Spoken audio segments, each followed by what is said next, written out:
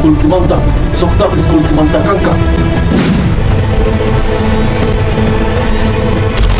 El oro, uno de los metales preciosos más hermosos y valiosos del mundo, ha sido codiciado por el ser humano por miles y miles de años. Se utiliza en la fabricación de joyas, componentes electrónicos, en la exploración espacial, en la medicina y odontología, para acuñar monedas y, por supuesto, es la principal reserva y protección de activo financiero, y es el único dinero real para cualquier país del mundo. Durante miles de años, grandes imperios han enfrentado intensas batallas por conquistar territorios y adueñarse de este preciado metal. En Latinoamérica, uno de los imperios más grandes que han existido en siglos pasados fue el Tahuantinsuyo, un mega imperio de los incas, cuya área abarcó los países de Perú, Bolivia, Chile, Ecuador, Argentina y Colombia. De hecho, es considerado como uno de los imperios más grandes del mundo, solamente comparado con el imperio de Alejandro Magno en Grecia. La magnitud del imperio inca no solamente fue rica en territorio y en sus impresionantes logros arquitectónicos, sino también en la riqueza monetaria como el oro y la plata. Pero esta inmensa riqueza de este imperio fue robada y saqueada por un país de Europa. Y es ahí cuando entra en escena el país de España.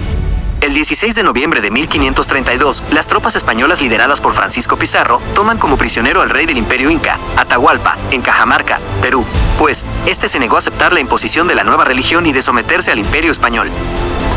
Imankei, manang imapas sukeja, manang rimas kaiki keipi kanchu. ¿Cómo te atreves, indio perro?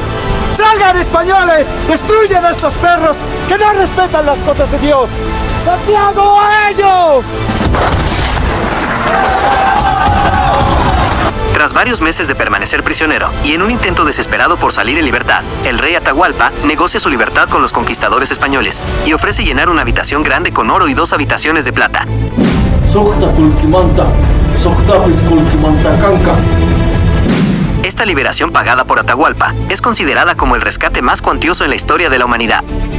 Aunque no habían logrado llenar a tiempo la habitación con el oro ofrecido para su liberación, se estima que, en cifras actualizadas, equivaldría a más de 700.000 millones de dólares, cantidad que los españoles aceptaron con gusto. Pero finalmente no cumplieron su palabra de liberar al monarca y lo acusaron de traición, idolatría y rebelión, entre otros cargos. El 26 de julio de 1533, lo declararon culpable y sentenciaron a pena de muerte.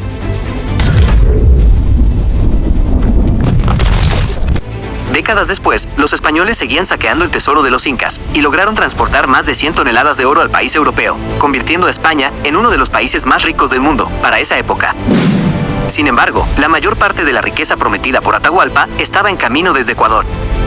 Su hermano, el general Rumiñahui, acompañado por miles de hombres, llevaban un cargamento de varias toneladas de oro para liberar al rey Atahualpa, pero tras enterarse de la muerte de su hermano, este canceló el viaje que estaba realizando y desvió el cargamento del tesoro a otro lugar. Rumiñahui hábilmente ocultó los metales preciosos en uno de los lugares más biodiversos de Sudamérica con más de 229.000 hectáreas, con tierras poco exploradas y casi inaccesibles para el ser humano. Se cree que arrojó el tesoro en las profundidades de varias lagunas de este parque nacional conocido como Yanganates. Se estima que las 750 toneladas de oro que no se entregó a Pizarro, en la actualidad tendría un valor de más de 2 trillones de dólares. De ser así, y de poder hallar toda esta riqueza, convertiría a Ecuador en uno de los países más ricos del mundo. ¿Y tú, sabías de estos datos? Déjanos tu comentario y comparte este video.